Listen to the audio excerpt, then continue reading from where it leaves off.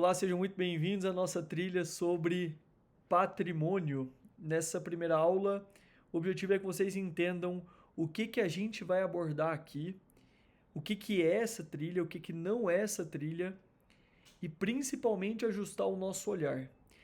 Porque o que eu quero falar sobre patrimônio com vocês tem muitíssimo pouco a ver com o sentido usual da palavra. Por mais que a gente vá tratar sobre patrimônio no sentido financeiro no meio de tudo isso. Mas, em primeiro lugar, eu quero falar sobre a visão do todo, eu quero limpar o olhar e sobre como que esse mesmo tema pode ser visto de formas diferentes. Anotei aqui sobre cosmovisões, abordei, comentei um pouco disso no primeiro módulo, sobre personalidade e amadurecimento, e também no de alma e espírito, que são sobre essa visão do todo que a gente tem. É, e que são módulos que, com frequência, ainda que eu não esteja falando sobre cosmovisão, vocês vão percebendo que a gente vai trabalhando uma visão sobre a estrutura da realidade. E acontece que nos últimos séculos foi entrando na nossa cultura, na sociedade, na nossa vida, uma cosmovisão que é muito diferente da que os maiores homens de outras épocas tiveram, e mulheres também, que é a cosmovisão burguesa. A cosmovisão burguesa, ela está em contradição, em choque com uma cosmovisão que pessoalmente eu acredito que é muito mais sã e muito mais elevada e nobre e que deveríamos buscar aqui e que vou comentar melhor ao longo dessa trilha, que poderíamos chamar de uma cosmovisão bélica, ou poderíamos chamar de uma cosmovisão monárquica, ou no sentido de uma cosmovisão mais de nobreza, ou uma cosmovisão mais heróica. Que mais para vocês entenderem o que eu quero dizer aqui com a palavra, porque se eu coloco só bélica, fica mais fácil vocês entenderem errado. O que é a cosmovisão burguesa? É aquilo que eu comentei lá na primeira trilha, que o Richard Weaver, no livro Ideias Têm Consequências, ele fala na concepção clássica. Eu falo melhor sobre isso no início da primeira trilha. Fala na concepção clássica, o homem se via como imagem e semelhança de Deus, protagonista de um drama no qual a sua alma estava em risco. Na modernidade, porém, o homem se vê como um mero animal que é caçador e colecionador de riquezas e prazeres. E essa é a cosmovisão burguesa. É a cosmovisão em que a gente se animaliza. É muito próximo da cosmovisão de um porco, em que é incapaz de olhar para o céu e só consegue olhar para aquilo que está mais imediato na frente dele. Lembram disso? Lembram disso? Se vocês não assistiram a primeira trilha, recomendo imensamente, porque é muito difícil que vocês entendam o que eu quero dizer com esse módulo se a gente não tiver vários temas de personalidade, amadurecimento e de valores ajustados. Então, poderíamos dizer aqui que a questão da cosmovisão burguesa, ela é uma luta pelo conforto. E muitas pessoas, e eu me incluo aqui, temos esse vírus dentro de nós, porque a gente tem essa cosmovisão, essa visão de mundo, essa visão do todo para todo lado. Então as pessoas falam de patrimônio como que eu posso acumular o máximo de dinheiro com o mínimo de esforço para eu viver tranquilo, o que é muito próximo de uma visão de o que é muito próximo de uma visão de um macaco, né? Que é uma sombrinha, que é a banana dele e que é uma macaca ali e só o prazerzinho e beleza, né? Não quer mais nada demais. E é muito curioso porque é muito fácil que as pessoas que não têm dinheiro, elas achem que o que eu tô falando, isso é papo de internet e tudo, é claro que essa é a vida certa, né? É porque as pessoas que não têm dinheiro, elas facilmente podem acreditar que o dinheiro vai resolver isso. Eu atendo pacientes que, desde com muito dinheiro, a pessoas em outras situações. É muito curioso, né? Existe um certo tipo de depressão muito característico depois que o empreendedor chegou lá, né? Ele lutava para ele chegar nesse nível de dinheiro, para ele chegar no nível que ele teria várias coisas que ele queria. Aí ele tem uma casa, ele tem um carro, não sei o quê, e ele fica meio depressivo, porque depois que a gente consegue um bem que é falso, ele para e fala: "Mas era só isso? Não tem nada mais, para que serve isso?" Isso é curioso. Aí as pessoas só voltam: "Ah, porque você tá triste, você tem tudo", que são outros chimpanzés que acham que ter tudo é não ter nenhuma doença, que acham que ter tudo é só ter uma casa, é só ter comida. E esquecem todo um mundo de valores e de coisas sérias pelas quais a gente tem que viver e lutar. É muito curioso que em algum momento espero falar disso com mais calma, vocês vão entendendo que os cursos aqui, eles têm os módulos mais de fundamentos para vocês passarem, mas com o tempo a gente pode fazer lives mais longas em que a gente discorre sobre, por exemplo, a cosmovisão burguesa em mais detalhes, etc. Mas é importante que a gente tenha esses dois momentos para quem queira se aprofundar, mas aqui considerem isso como um pílulas para vocês irem percebendo e não tanto como aulas extremamente extensas e aprofundadas sobre o tema. É muito curioso quando a gente percebe também nas escrituras uma constantemente alerta sobre o dinheiro, e a gente vai conversar sobre isso aqui, não o dinheiro pelo dinheiro, mas porque de alguma forma eu vou falar uma coisa que depois eu vou fazer aulas aqui para vocês sobre isso, mas o dinheiro, ele corre o risco de nos transformar num porco, porque ele é um certo simulacro de Deus. O dinheiro, ele funciona como um simulacro de Deus por uma falsa onipotência. Não é assim? Parece que o dinheiro resolve tudo. Só que não resolve, né? Não resolve. Quando nós perdemos alguém que a gente ama, um filho, uma filha, uma esposa, um pai, uma mãe, a gente percebe que o dinheiro não resolve isso, né? Quando é a gente que pagou o plano de saúde, o seguro de vida, tudo, a gente está no leito de morte com uma doença incurável, a gente percebe que ele não resolve tudo. Quando a gente percebe as injustiças e as traições, a gente percebe que o dinheiro não resolve tudo. Mas ele passa essa impressão que resolve. Então ele começa a nos encantar. E é curioso que tem um trecho Apocalipse, aquele famoso trecho em que Cristo aparece e fala: "Oxalá fosses frio ou quente, mas tu não és frio e nem quente. Tu és morno, e como tu és morno, eu te vomitarei." Esse trecho é muito famoso, né? De que os mornos serão vomitados. Mas é curioso que logo no versículo seguinte ele explica: "Pois dizes, sou rico, faço bons negócios e nada me falta. E não reconheces que és pobre, cego, nu e miserável." Olha que curioso. Ele coloca no Apocalipse o morno como aquele que diz: "Sou rico, faço bons negócios e nada me falta." E não reconheces que és pobre, cego, nu e miserável.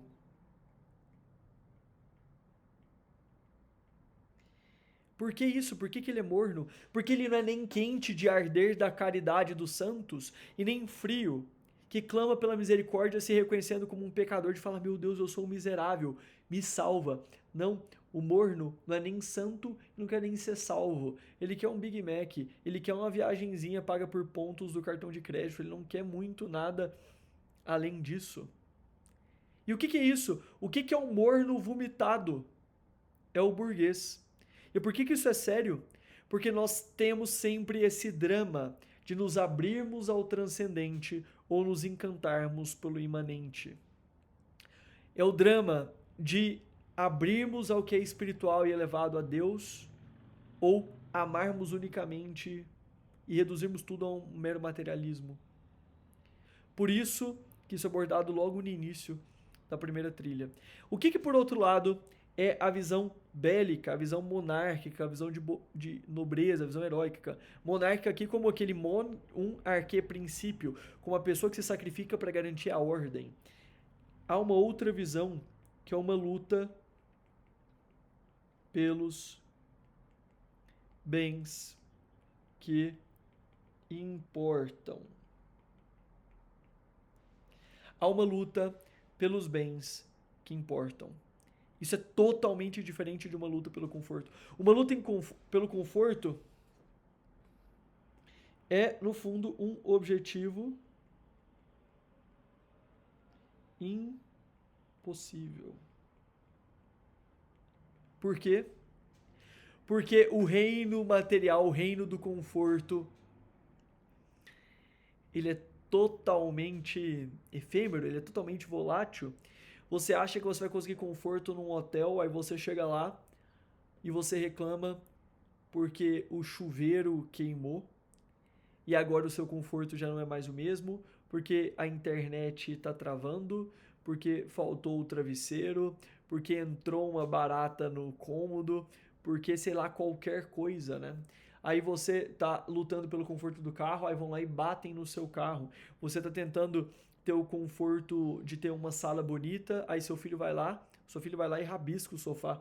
Imagina chegando em casa, a Maria foi lá, tentou fazer um desenho ali no sofá, né? Ela ainda não entendeu que não pode desenhar em todos os lugares, né? A gente deu uma risada ali e falou, olha, é casa com criança, né? É casa com criança, assim, não tem como a gente ficar muito chocado com isso. E com a gente é meio babão, né? Apesar de eu gostar do sofá. É, quando a gente vê o serzinho que fez aquilo com aquela cara de inocente, é uma cena meio engraçada. Ou seja, se a gente valorizar o conforto, se a gente valorizar a estética da sala, a gente vai ficar irritado toda hora, porque toda hora, sei lá, ela pode. O que aconteceu? Não é assim, você tá com o bebê, aí ele vomita em você sem querer, regurgita e suja sua roupa, derrama uma coisa na mesa. Ou seja, a luta pelo conforto, tendo filhos, é impossível, isso já é evidente. Mas mesmo sem filhos, tende a ser um objetivo muito pouco inteligente e em si mesmo impossível. Quantas vezes as pessoas colocam a esperança de que a vida vai se resolver numa viagem e aí esquecem aquilo que o Sêneca disse? Você acha que mudar de endereço vai resolver o seu problema quando você carrega por todo lado a fonte dos seus problemas, que é o seu coração.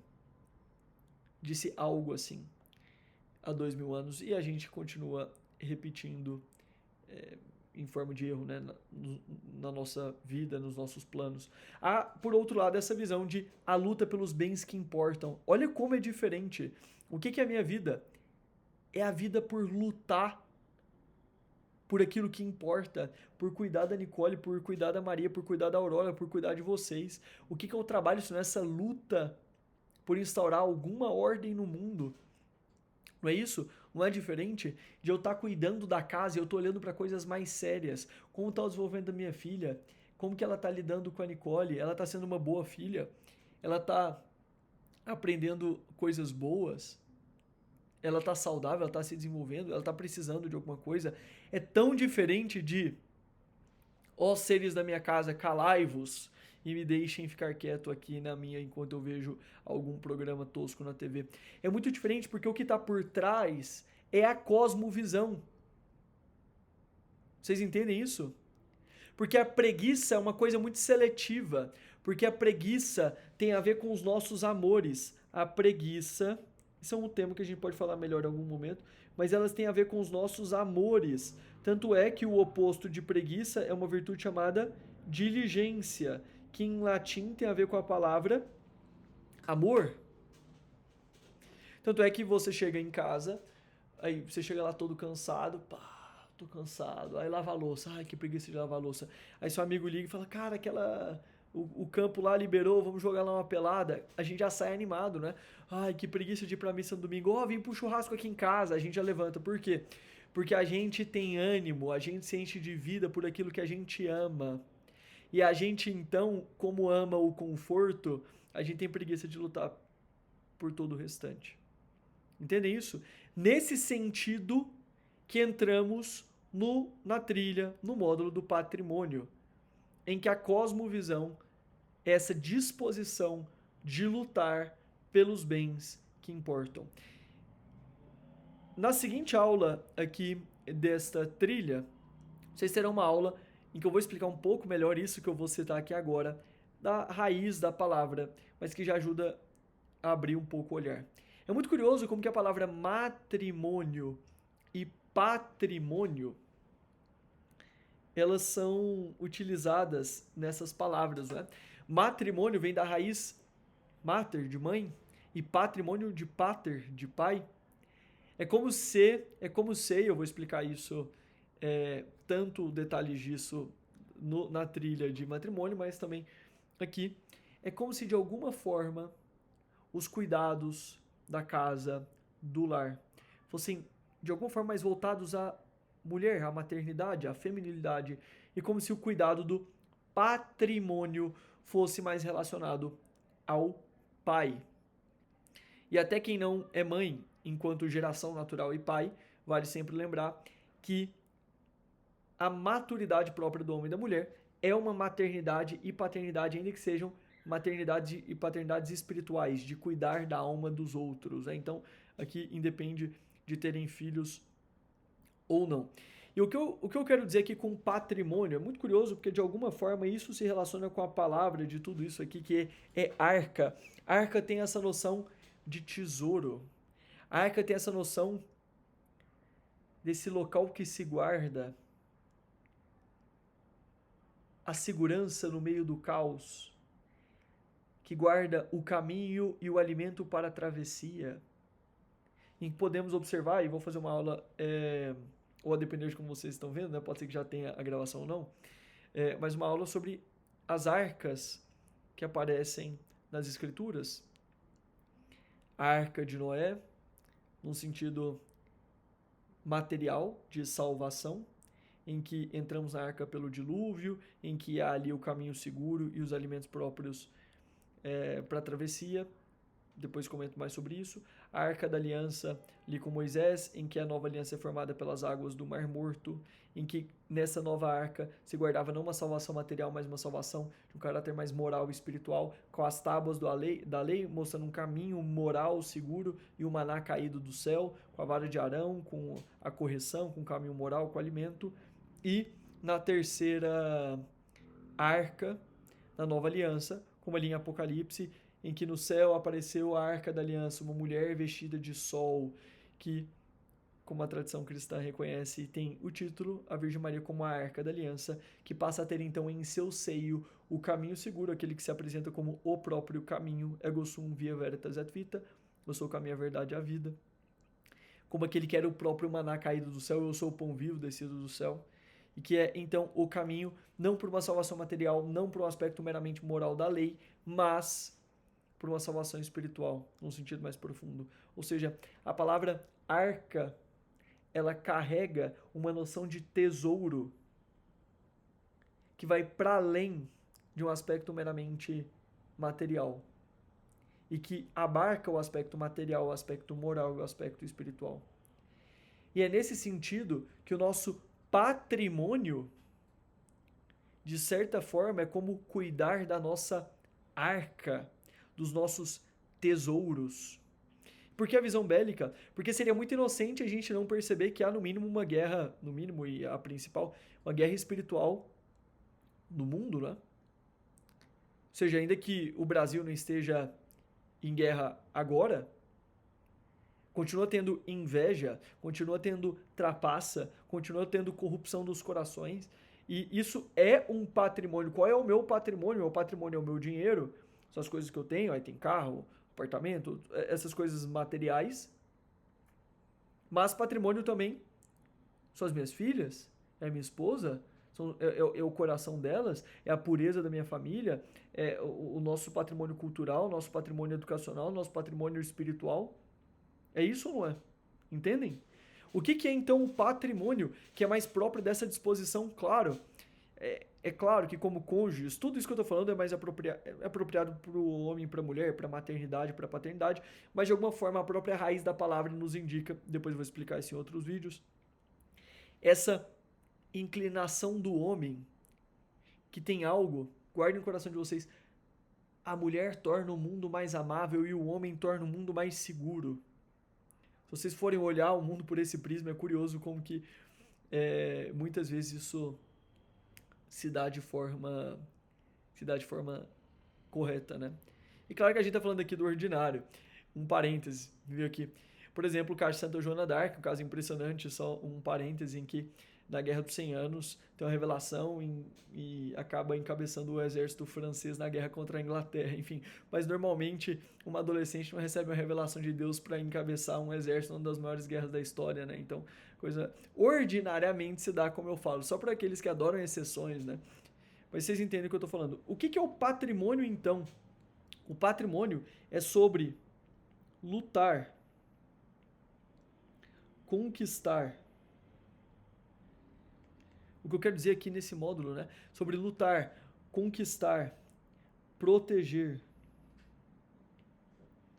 e conservar e distribuir a serviço dos outros.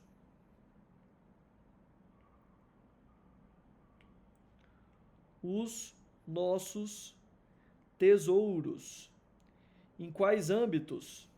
Os nossos tesouros financeiros, culturais, morais, espirituais.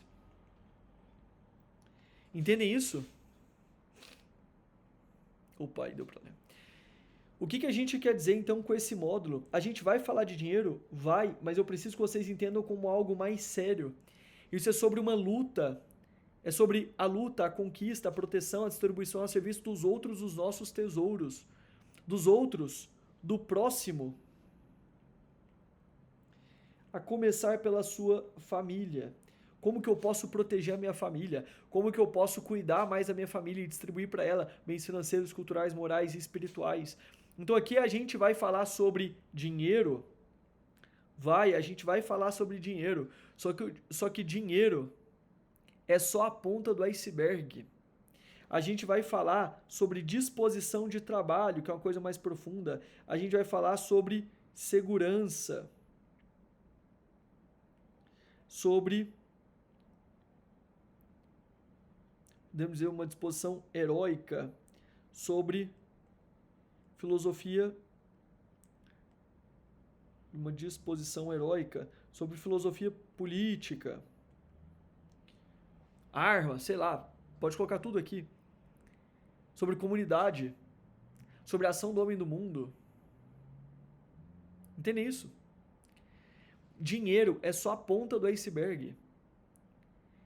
Se o seu objetivo é juntar algum dinheiro para aposentar e ficar de boa, deitado no sofá, isso não tem nada a ver com o que eu estou falando e o que eu gostaria do fundo do coração para vocês. Mas para que vocês consigam colocar os dons de vocês a serviço dos outros, com um trabalho que vai para além de dinheiro.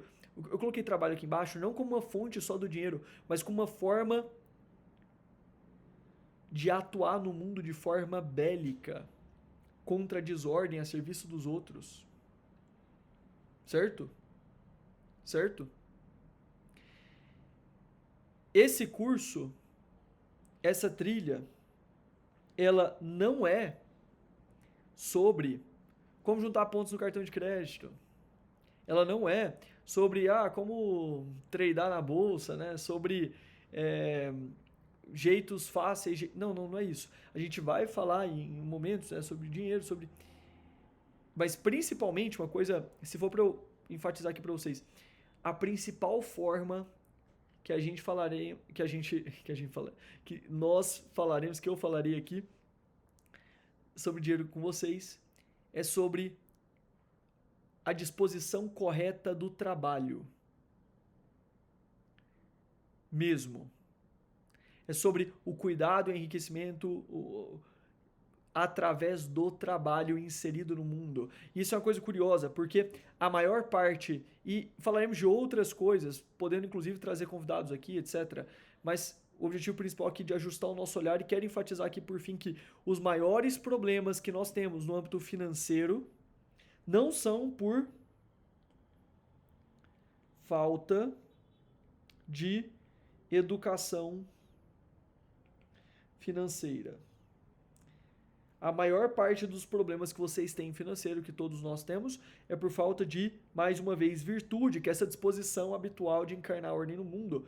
Por quê? Porque nós erramos com dinheiro por impaciência, nós erramos com dinheiro por ganância, nós erramos por vaidade, por inveja. Essas coisas que nos fazem tomar as decisões mais burras da nossa vida, que fazem a gente estar sempre apertado, que faz a gente estar sempre desconectado, vivendo como que para agradar a opinião de pessoas que a gente nem conhece de uma forma vazia, superficial. Vivendo para o próprio conforto, para o próprio umbigo, aí é claro que dá errado. Eu queria, portanto, que vocês olhassem para esse módulo de patrimônio para muito além de como somar matematicamente para acumular mais, mas como estar mais inserido no mundo com uma visão bélica, querendo colocar os seus dons a serviço dos outros para que eles possam render como na parábola dos talentos, servo bom e fiel, e não como um servo mau e preguiçoso que enterrou os talentos para ter uma vida mais tranquila. Certo? Então é isso, meus caros, conto com vocês nesse caminho e nos vemos na próxima aula.